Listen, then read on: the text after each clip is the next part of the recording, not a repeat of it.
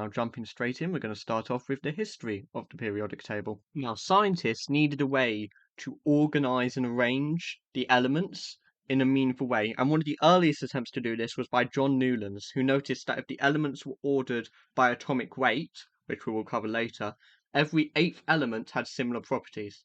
For example, sodium and lithium are 8 places apart when you order in atomic weight, and they both react in very similar ways when exposed to air and water.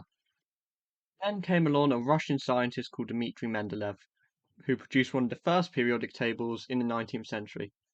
And the modern periodic table is based closely on the ideas he used.